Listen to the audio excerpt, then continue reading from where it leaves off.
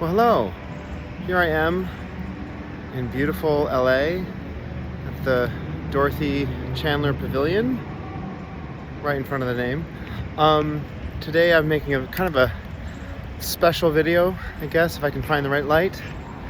I'm back in LA for a concert, one of the concerts on the tour for Cheyenne Jackson, his new midlife torso tour. That I orchestrated some of that on concert in Carnegie Hall. Can you hear it? Anyway, what I wanted to grab, I think it's the Mark Taper Forum, and beyond that is the Amundsen Theater.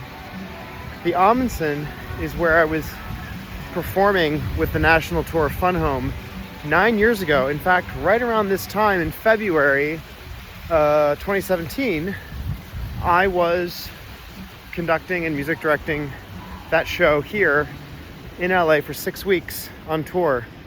It's very sunny out. And this location, this city out of 33 cities we played, had a very unique place in my memory, in my heart. It was sort of not halfway, just almost halfway through the tour. And I think it also was a point, as I'm here now, once again, thinking about my experience there and thinking about sort of whether it was a certain amount of maturation or maturing on my part, learning more about what it took to tour and negotiating all the management and all the things I had to do as a music director. I feel like LA, there was sort of a learning curve, but also like me sinking into it and understanding it more. So perhaps it was I don't say coming of age, but it was a moment on the road that allowed me to, I don't know, maybe reflect, because I had 6 weeks in LA, which was the longest sit down. There's that, kind of love that outside of the Mark Taper Forum, if I'm not mistaken. Anyway, so now I'm back at the Amundsen Theater, if you can see through the pillar. So I have a lot of memories in LA because I got a car, I had an apartment, I actually lived here. Even though it was just 6 weeks.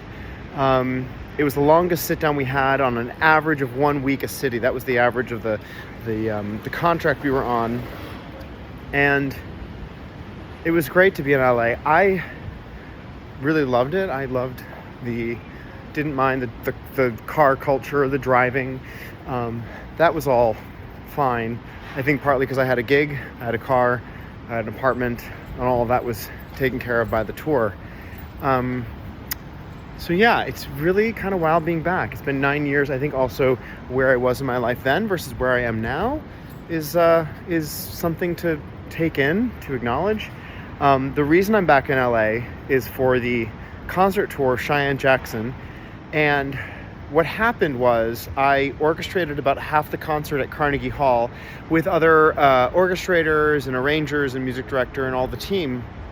And then they decided, Cheyenne did, separately, he was taking this on the road. But what that meant was some of the venues only have room or budget for piano. Some of them budgeted piano, bass, drums, guitar. Some of them budgeted piano and drums. Like, there were many iterations of the same show, the same material. And LA is his hometown. He's on TV. He was in 30 Rock. He's in a Disney show called The Descendants, and he plays Hades. If you have kids that watch that, I have nieces that watch that. I didn't know that, but I think everyone knows Cheyenne Jackson from something different in his career. He's been on American Horror Story, and I saw him on like a really funny Christmas movie. Hello. But just people passing by. So LA is the hometown, and last night he performed at the Wallace Theater with a 7-piece band. So it was piano, bass, drums, guitar, violoncello, and a redoubler of alto, sax, clarinet, and not soprano, flute. And he approached me separately to do the whole concert, reorchestrate the whole concert. So it was roughly 20 musical numbers, 19 to 20 musical numbers. And within that, some numbers got cut. Some numbers get swapped out for other songs, like any other show. So I in my home studio, which I've posted about, I have since the beginning of January for the last 3 weeks straight, every day, reorchestrating, rewriting. Some of it was very easy to do. Some of it was just a matter of cutting. But the band in New York was 2 reed players, 2 doublers, trumpet, trombone, French horn. So we cut it reed. We cut the 3 brass. String quartet. So another violin and viola, separate of violin, viola, cello, and of course, bass, drums, guitar, and piano. And backup singers. We had 3 backup singers in New York, no backup singers on most of the tour except LA. And so LA, I had to rewrite 3 down to 2. Now, some of this is very easy, some of it's very straight ahead, but when you harmonize and you reharmonize, you think about what sounds good with 3 voices versus 2, and you try to avoid certain things that aren't going to sound great for 2. So there's certain musical rules you follow. It's a bit, somewhat of a math equation, but you get the idea that you just have to, re-voice everything for the number of players you have, and then making it sound full and complete with just piano, making it sound full and complete with piano, bass, drums, guitar, and then adding the 3 other players, 1 reed, 2 strings, and making them full and embellish without losing them when they're gone, or without making them feel superfluous when they're there. So you can do this show with a certain number of, it's like playing a game with up to 7 players or 1 player. So that was my job, my contract, my assignment for the last month or so. And like freelancing and seasonal work, for this I had a deadline, so I met the deadline, and that meant also extracting every instrumental part from the full score, doing copy work, which is a separate job, but it became part of my job for this, and having those parts in a Dropbox folder and getting them ready for everyone to listen, to look at. And the Dorico software, the music writing software, the new music writing software, I will say to their credit, there's a lot of good things about the new program, but what I do love is that the playback, the MIDI instruments, the fake violin, the fake piano, the computer instruments, they sound pretty great. So it's nice to have that reflect back. So when you send that to your players and you send that to the people that are involved in just getting a facsimile, getting an idea of what it's going to sound like, they have that from the software. So I did all those parts, and I export the files, the audio files, so they can hear what it sounds like, and reconfigure the piano part so that if there's no bass, you play this part, and if there's no drums, play if no drums. You add all those little cues in your score to let us know, okay, so today we don't have those extra players, so I'm going to have to play all this extra stuff, which is typical of pianists and music directors. So when you see a show and you see just a piano up there, they're often filling out more than they would. And if they had a bass player, they had drums with them or guitar, they could fill different parts of the piano and they could do different things, but they wouldn't have to walk that bass. They wouldn't have to follow a rhythmic bass line with their left hand, which is typically what pianists do to, cover their basses, so to speak. So I did all that. Then the next thing that was part of the contract, that again, this all had to get negotiated with Cheyenne and talk about, okay, well, if it's this, this, and this, what else do you need? And what's the fee and how do we agree on that? If it's, what the contract of this is going to be.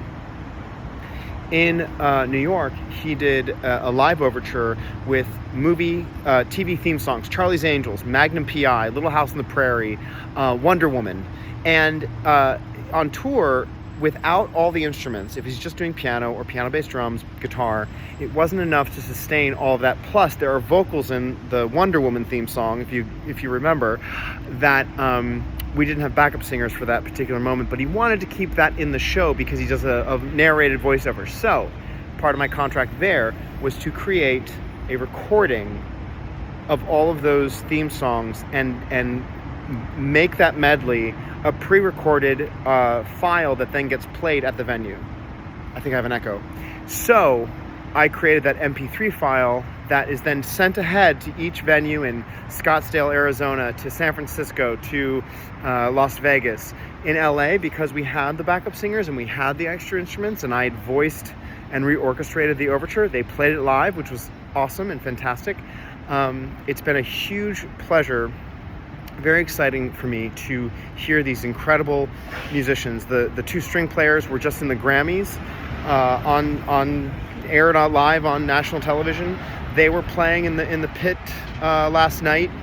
The special guest star was Kristen Bell of Frozen fame. If any of you remember Anna, she was that character, and she was Victoria Mars, and am I saying that right? Yeah, Veronica Mars. Ooh, Veronica Mars. Oof, they're gonna come for me.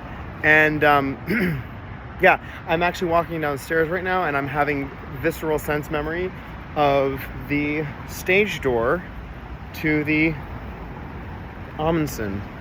Yes, for 6 weeks.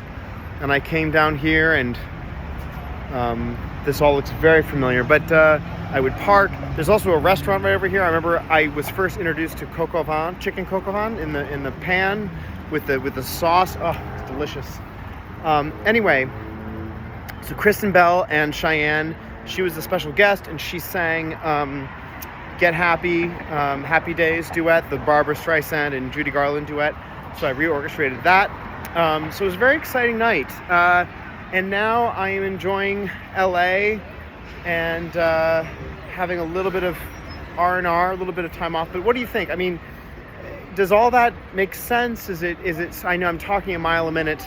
I've had coffee, but I think I might need more coffee. I'm also a little hungry. Maybe my sugars are dropping. We'll find out.